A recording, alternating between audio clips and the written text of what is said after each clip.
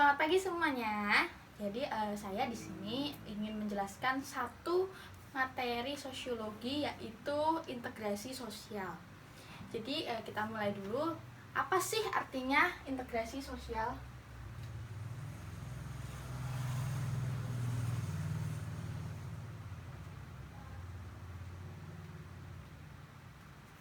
Nah, saya jelaskan kata per kata dulu supaya kalian dapat dengan mudah memahaminya.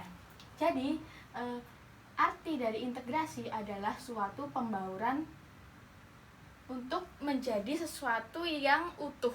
Jadi kalau di Indonesia itu integrasi sosial sangat penting karena integrasi adalah membaurkan perbedaan yang ada. Indonesia kan kaya akan budaya, banyak keberagaman yang ada di Indonesia ya, contohnya kayak agama, suku, bangsa, bahasa daerah gitu kan. Kita berbeda-beda, tapi kita dibaurkan jadi satu. Kita berbaur untuk untuk menjadi satu kesatuan yang utuh, yaitu Indonesia. Seperti itu. Jadi ini kata kuncinya membaur ya.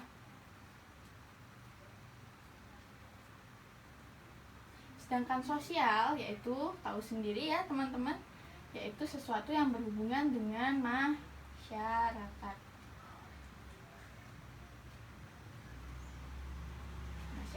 Seperti itu. Nah, jadi integrasi sosial itu ada dua faktor, yaitu ada faktor internal dan faktor eksternal. Faktor internal sendiri adalah faktor yang timbul dari individu sendiri, jadi timbul dari dalam individu sendiri. Sedangkan faktor eksternal itu adalah faktor yang dari luar individu. Nah, contohnya nih, kita bahas faktor internal dulu.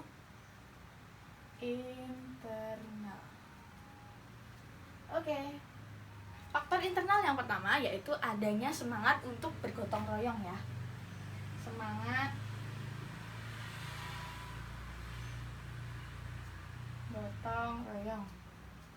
Kenapa semangat bergotong royong? Karena gotong royong itu kan kita bekerja sama ya. Kita ibaratnya di desa aja, kita mau 17-an. Tugas yang kita punya itu beda-beda. Misalnya untuk ibu-ibu, mereka bikin teh, mereka bikin makanan, sedangkan yang bapak-bapak nanti mengecat gapura, membersihkan selokan. Itu kan tugasnya dan fungsinya berbeda-beda, tapi tujuannya satu, yaitu apa? Membuat kampungnya lebih cantik, membuat desanya lebih cantik, atau kompleknya lebih cantik, seperti itu. Jadi ini adanya gotong royong itu merupakan faktor timbulnya integrasi sosial.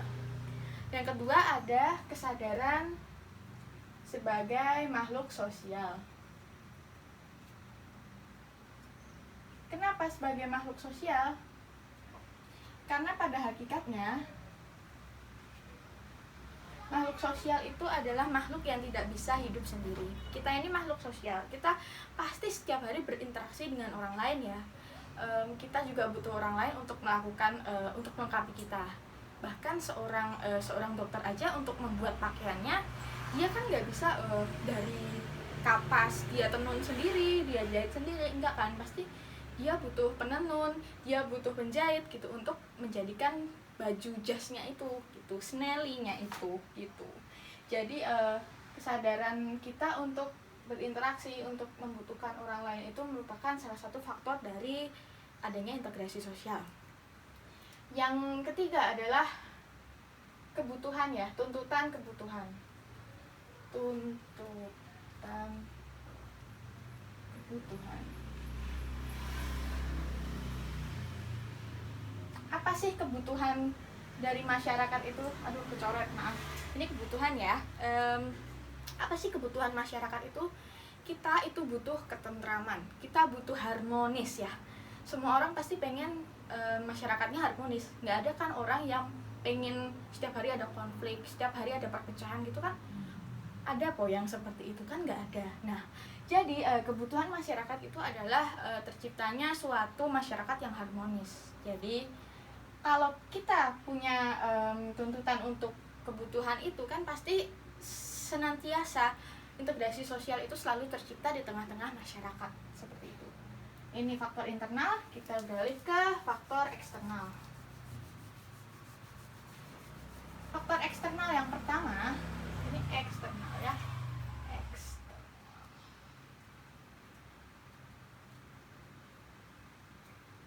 Jadi faktor eksternal yang pertama yaitu adanya sikap untuk ini, menghargai. Sikap menghargai. Sikap menghargai dan toleransi ya, teman-teman. Kenapa?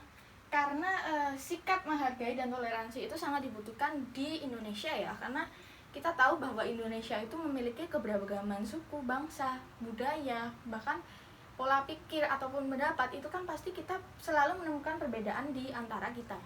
Jadi adanya sikap menghargai dan toleransi perbedaan antara masyarakat itu akan menjadi suatu faktor untuk menimbulkan adanya integrasi sosial di dalam masyarakat. Kemudian adanya persamaan budaya.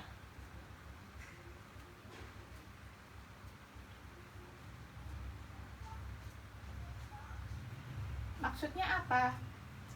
Indonesia memang kebudayaannya beda-beda, tapi kita ini adalah satu kebudayaan, yaitu kebudayaan orang Timur, yang dimana kita mengedepankan sopan santun, mengedepankan prinsip kekeluargaan seperti itu. Pada dasarnya walaupun kita budayanya itu berbeda-beda, budaya Jawa berbeda dengan budaya Sunda, budaya Jawa berbeda dengan budaya Batak, namun kan kita terintegrasi, kita membaur menjadi satu Indonesia, yaitu Indonesia yang mempunyai karakter yang sama, kebudayaan yang sama seperti itu.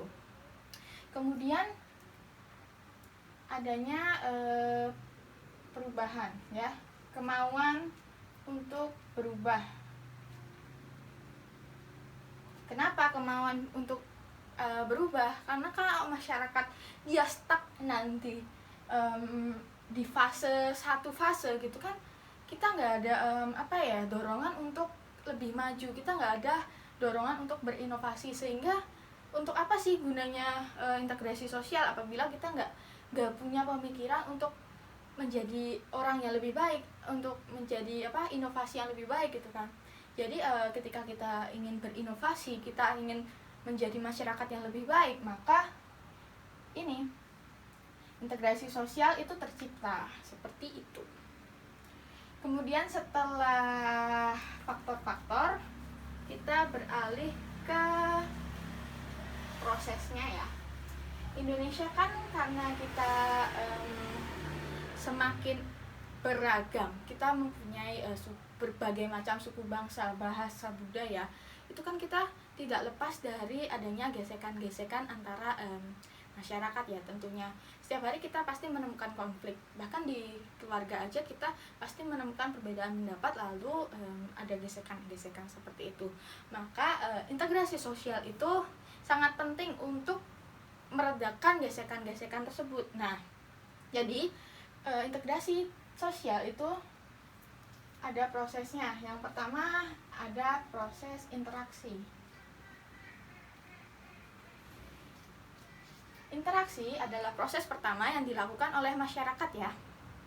Jadi dengan disertai niat yang positif, dengan disertai keinginan yang baik gitu kan, interaksi itu akan tercipta, sehingga kita menciptakan integrasi sosial. Ketika kita berinteraksi dengan baik, berinteraksi secara positif, maka kita akan menciptakan integrasi. Oke? Kemudian ada identifikasi.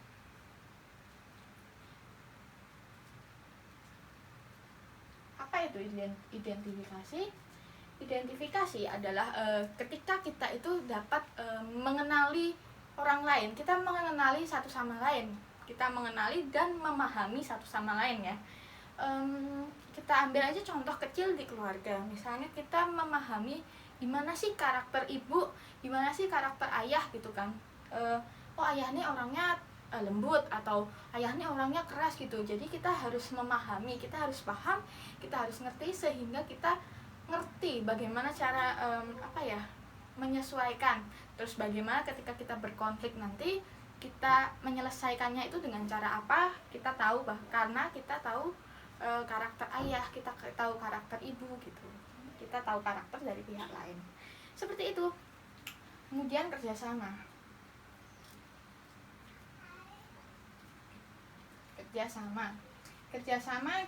juga kita bisa temukan setiap hari ya, contohnya kayak seperti gotong royong, atau kalau kita kerja kelompok gitu kan pasti ada pembagian kelompok supaya kita tuh bekerja sama, kita ada pembagian tugas, terus kita bekerja sama supaya tugas itu cepat selesai terlaksanakan dan tentunya nilainya bagus gitu.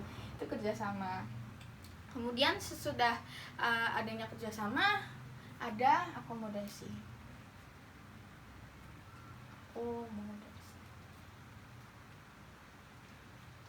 Akomodasi adalah cara supaya meredakan gesekan-gesekan yang ada tanpa kita menjatuhkan salah satu pihak. Misalnya nih ada dua pihak yang sedang berkonflik. Jadi kita menentukan jalan tengah, misalnya aja sebagai kita menjadi mediator. Mediator itu ketika kita menjadi titik tengah bagi kedua pihak. Kedua pihak merasa win-win ya, win-win solution gitu. Mereka tidak ada yang ditekan, tidak ada yang terkucilkan dari kedua belah pihak tersebut. Mereka menemukan titik terangnya seperti itu. Yang terakhir ada asimilasi. Asimilasi itu adalah proses, jadi di mana dua kebudayaan yang berbeda itu nanti melebur, dan peleburan itu menjadikan suatu kebudayaan yang baru. Nah, asimilasi kenapa digolongkan sebagai proses dari integrasi sosial? Karena itu kan pembauran sesuatu yang berbeda untuk menjadi sesuatu yang baru ya. Jadi pembauran untuk menjadikan satu. Makanya asimilasi termasuk sebagai proses integrasi sosial. Lagi. Kemudian habis proses tentunya ada bentuk-bentuk ya. Bentuk-bentuk integrasi sosial itu ada 3. Yang pertama ada ini N, normatif. Ini ada F, fungsional.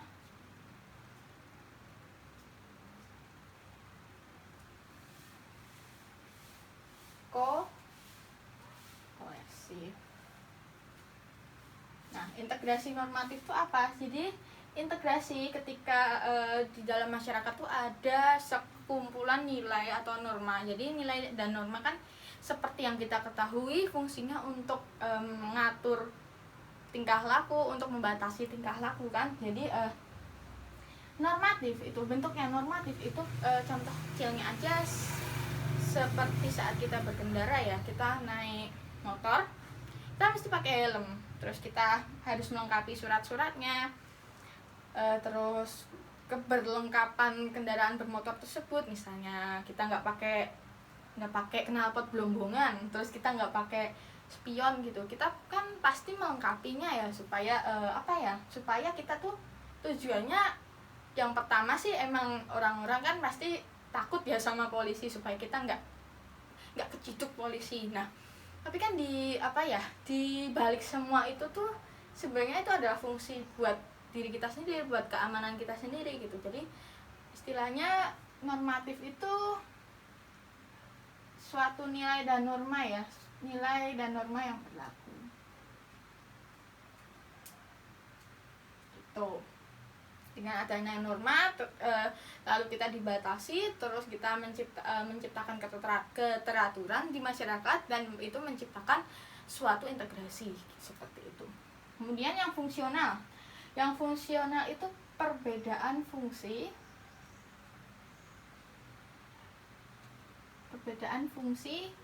namun untuk mewujudkan satu tujuan ya.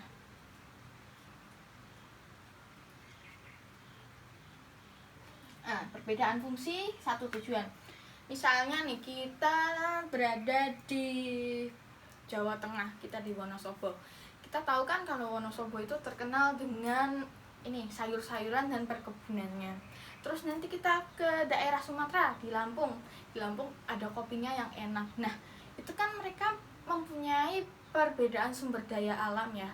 Tapi mereka bisa saling melengkapi sumber daya alam tersebut gitu. Misalnya mereka bertemu di restoran, kita minum kopi, terus kita makan sayuran gitu kan. Itu istilahnya berbeda-beda tapi melengkapi untuk tujuan yang sama, seperti itu. Tujuannya ya untuk dimakan gitu. Untuk contoh sederhananya aja ya, kalau di keluarga kan kita nih, ibu misalnya fungsinya apa di rumah? Ibu fungsinya mendidik anak. Terus ayah apa fungsinya? Fungsinya bekerja. Nah, anak fungsinya apa? Itu kan beda-beda, tapi tujuannya apa? Untuk keluarga yang harmonis, seperti itu. Terus untuk yang koersif ini penguasa ya. Jadi peraturan penguasa yang sifatnya memaksa.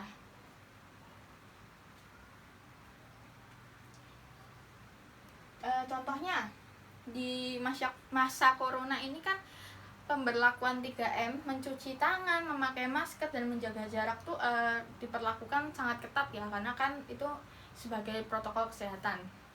Nah, orang yang terciduk misalnya nggak pakai masker, orang yang terciduk nongkrong cantik berbarengan, mereka berhak ditegur oleh ini penguasa, oleh aparat gitu. Karena apa? Karena kan itu demi kebaikan, demi kelancaran, keberlangsungan hidup masyarakat yang ini ya teratur ya. Jadi sifatnya memaksa, boleh menegur, boleh menghukum. Jadi konsepnya dari atas ke bawah seperti itu. Ini kan perintah dari atas, dari penguasa itu.